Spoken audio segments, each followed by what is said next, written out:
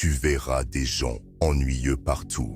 Ils ne sont pas difficiles à trouver. Mais de temps en temps, tu tombes sur un gars intéressant et tu ne sais pas pourquoi. Il attire les autres avec sa présence envoûtante, même s'il ne dit pas grand-chose. Cette aura charmante, c'est ce qu'on appelle le charisme. C'est la capacité d'influencer les autres sans logique. Et c'est extrêmement puissant. Il y a des millions de millionnaires et de geeks de la crypto qui veulent à tout prix être charismatiques. Alors, ils essayent de compenser avec leur richesse et leurs possessions matérielles. Tu les verras frimer avec des supercars et des montres.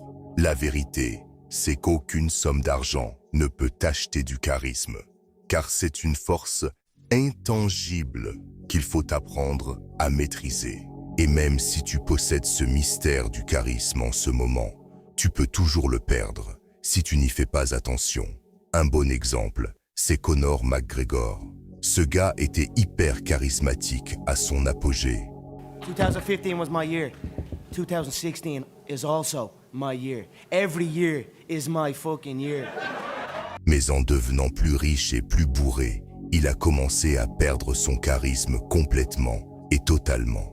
Il y a d'innombrables hommes dans l'histoire qui ont perdu leur charisme, et ce n'était pas à cause de l'âge. Tu vois, le charisme est extrêmement puissant, mais il est aussi très jaloux. Et dès que tu arrêtes de lui accorder de l'attention, il te quitte et va vers quelqu'un d'autre. Riche ou fauché, jeune ou vieux, le charisme s'en fout de tout ça. Il viendra à toi si tu fais les bonnes choses et te quittera instantanément si tu le négliges. Je vais t'apprendre à devenir l'homme le plus charismatique de la pièce, mais je dois te prévenir. Peu importe qui tu es ou ce que tu accomplis dans la vie, le moment où tu commences à penser que tu es au-dessus de tout et que tu oublies ce qui t'a donné ton charisme, tu perdras cette présence puissante instantanément. On va voir 3 façons de maîtriser l'art du charisme. Numéro 1. Reste dans le présent. Si tu scrolles sur TikTok ou que tu te surstimules constamment, tu as le charisme d'un petit cafard. Parce que pour débloquer le charisme, il faut être dans le présent. Il n'y a pas de code de triche ou d'astuce pour contourner cette règle. Plus tôt, j'ai mentionné Conor McGregor. La raison pour laquelle je le cite, c'est qu'il n'y a pas de meilleur exemple de quelqu'un qui avait beaucoup de charisme et qui l'a perdu en seulement quelques années. Il y a une leçon à tirer ici. Écoute, à l'époque où McGregor était très charismatique, toute sa présence était différente parce qu'il était dans le moment présent. Le gars était vif et avait la capacité de répondre avec humour rapidement. Les hommes les plus charismatiques sont dans le moment présent, pas enfermés dans leur esprit à trop penser au futur ou à vivre dans le passé. Ils sont simplement dans le moment présent. Tu vois, tu ne peux pas être charismatique si ton cerveau est embrouillé par des distractions. Et c'est pour ça que la plupart des gens sont ternes. Ils sont constamment sur leur téléphone, surstimulés, ou utilisent des drogues et d'autres méthodes pour essayer d'échapper à la réalité. Si tu veux être charismatique, tu dois être dans le moment présent. Filtre les distractions inutiles et laisse tes sens s'éveiller. Entends, vois, sens, ressens. Je sais que ça sonne un peu bizarre pour la plupart des gens et ils vont dire que c'est gênant. Mais on s'en fout parce que, comme je l'ai dit, la plupart des gens ont le charisme d'un petit cafard. Et ce que pense un cafard n'a aucune importance. Le pouvoir est lié à ta présence. C'est un fait indéniable de la vie. C'est ce que tu peux ressentir quand un combattant entre dans une pièce. Si tu n'es pas trop stimulé et distrait, tu devrais pouvoir sentir si un homme est dangereux. Mais le pouvoir ne se limite pas à la présence physique. Ça va bien plus loin que ça. Des mots que tu prononces, à la façon dont tu utilises les émotions à ton avantage.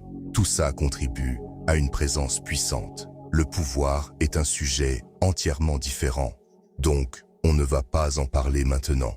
Numéro 2, la chaleur humaine. C'est cette chaleur qui te rend abordable et attire les gens. Et on pourrait dire que c'est la partie la plus importante. Cependant, Pour rayonner de charisme, la chaleur doit absolument être combinée avec une présence puissante, parce que montrer de la chaleur sans avoir de pouvoir te fera juste passer pour une bonne poire. Écoute, c'est assez simple. Il s'agit juste de mettre les autres à l'aise. Ça peut être en montrant un sourire et en faisant preuve d'empathie. Ça te rendra abordable et sympathique. Et la vérité, c'est que les gens qui ne sont pas abordables ne sont pas charismatiques. Cependant, tu trouveras deux types de personnes dans le monde. D'un côté, il y a ceux qui savent comment transmettre de la chaleur, mais qui n'ont pas de présence puissante. Tu les trouveras partout, des infirmières à l'hôpital, aux gentils garçons, moyens. Ils n'ont aucun pouvoir, mais sont souvent très chaleureux et abordables. De l'autre côté, tu as les hommes dangereux qui n'ont pas la capacité de transmettre de la chaleur. En fait, ils dégagent souvent l'exact opposé de la chaleur, parce qu'ils peuvent être froids, comme la glace. Les deux manquent de charisme. Tu vois, il faut savoir combiner la chaleur avec une présence puissante pour débloquer la formule du charisme. Numéro 3. Le ton de la voix. Ton ton de voix est 2 fois plus important que les mots que tu prononces. Le type de ton qui dégage de l'autorité et du charisme est un ton aussi grave que possible naturellement, mais qui ne doit pas être forcé. Les gens te diront que ta voix est juste une question de génétique et que tu ne peux rien y changer. Mais ce n'est pas vrai. Bien qu'une grande partie de ta voix soit génétique, ça ne veut pas dire que tu as atteint le potentiel de ta voix. Réfléchis-y. La plupart des mecs ont un taux de testostérone proche de celui d'un ver de terre. Et on sait tous que plus de testostérone approfondit la voix. La testostérone rend les cordes vocales plus épaisses, et des cordes vocales plus épaisses produisent un ton plus grave et plus profond. Simplement, augmenter ta testostérone améliorera ta voix en tant qu'homme. Cette vidéo ne parle pas d'augmenter ta testostérone. Et la testostérone n'est pas le seul moyen de débloquer le potentiel de ta voix masculine. Tu vois, la plupart des mecs qui ont une voix aiguë se forcent en fait à parler comme ça. Ce que tu dois faire pour approfondir ta voix, c'est respirer profondément depuis ton diaphragme. Ton ventre doit se gonfler quand tu inspires et tu sentiras tes poumons s'ouvrir. Mets ta main sur ton ventre et prends une grande inspiration. Ça s'appelle la respiration ventrale et ça aide à faire entrer beaucoup plus d'oxygène dans tes poumons tout en te calmant. Ensuite, il y a la haute énergie. La plupart des mecs ne contrôlent pas leur énergie. Leur énergie est très haute et c'est pour ça qu'ils ont une voix castrée. Ne te méprends pas. Haute énergie et avoir beaucoup d'énergie, ce sont deux choses différentes.